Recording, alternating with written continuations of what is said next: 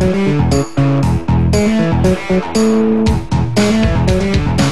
welcome back sa Unang Hirit. Yung mga kids nga pala nakapanood kanina ng experiment na super fun. Amazing bubbles and stuff. Yes. Naku, tandaan nyo, eksperto po yung gumawa nun. Tsaka huwag nyo po subukan gawin sa bahay. Okay? Kasi nangitim yung papel nung nagkaroon ng bubbles eh. It's not for playing. Yes, only with an expert. Yes, that's a major right. scientist. At ngayong umaga naman, kakaiba tong feature natin. The first time lang ako nakakita ng ibang mga klase ng pigeon na meron tayo ngayon dito. Makakausap natin si Mr. Joey Mansilla. Siya ang president ng Philippine National Pigeon Association. Good morning, Joey. Good morning. Good morning. Cynthia. Joey, kasi nabalitaan namin na yung mga ganitong klaseng pigeons pala, talagang sinasali rin sa mga pa-contest, yung mga fair, yung mga parang kumbaga beauty pageant. Yes, basically kaya sila merong mga distinguished mga features kasi for beauty contest sila. Wow! Marami ba sumasali sa mga contest na? At anong premyo? Anong premyo? Ngayon sa bansa natin, uumpisahan pa lang namin na magpa-contest ng ano. Tapos meron ding mga ibang performance naman sila.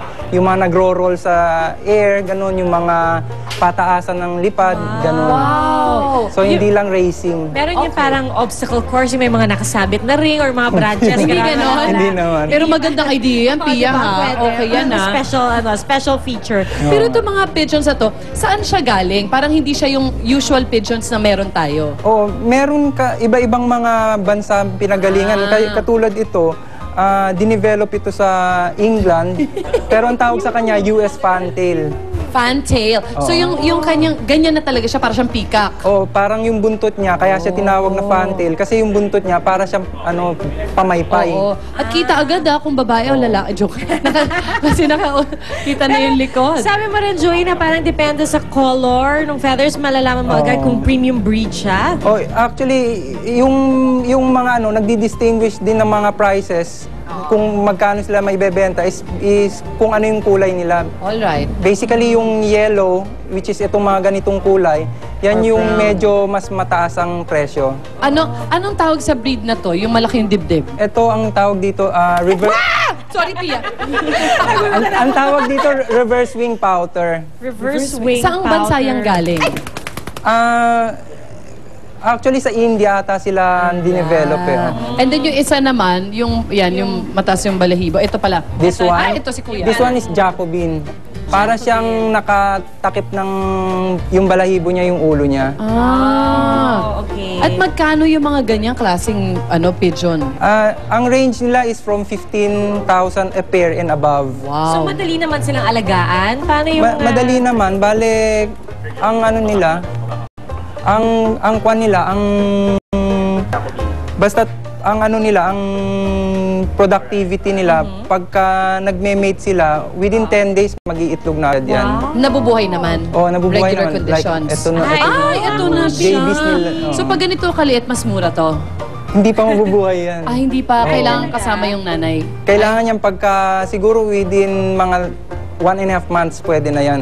Kumakain na siya mag-isa. Ano to? Baby, Baby? Ang tawag dito is Smakader Moorhead. Iba pa. German ang niyan, ang pinanggalingan. Ang gaganda, ayun, nakita mo, may parang purple and green. That is a really nice one. This one is a Modena. Modena. Gusto ko itong parang mga yellowish at parang lulusog na ilang Ay, okay. Wow. Ayan ba, pag kunwari kaya mukhang mataba dahil puro feathers, yung pag pinaliguan. Ay, hindi, pinapaliguan o pinapaliguan din. Pwede. Gano'ng kadalas yung paligo sa... Kasi like ngayon, medyo umuulan, so hindi siya advisable. Pero pagka medyo sunny, pwede silang paliguan. How often yan? Once a week? Siguro twice a month.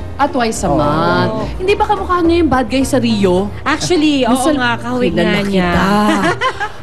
ang nito is utility breed ito. Yung mga forefathers na niyan, dinevelop sila para kainin. Okay.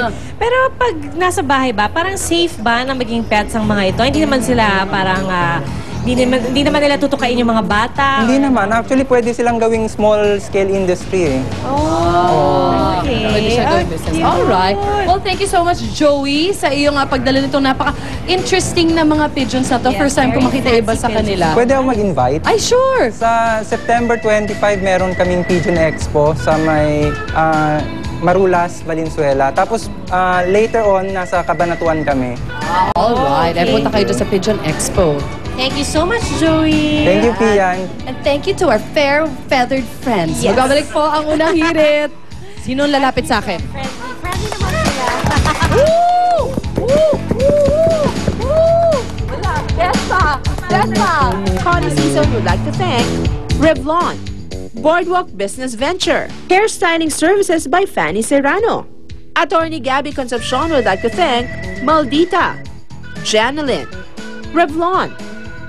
Lars Santiago would like to thank Zen Institute. Luandi would like to thank Tomato Be Delicious, Fanny Serrano Salon, Acropolis, Active.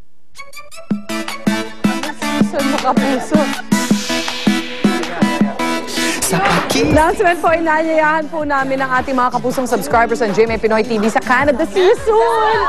See you soon naman on sa grand finale ng Season 4 ng Singing Idol 2011. Gaganapin po yan sa September 3, 6 p.m.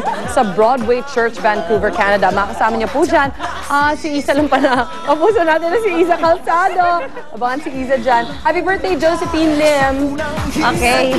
Okay, mga ikan, thank you sa pagtambay. Kita tayo bukas. Dito lang sa...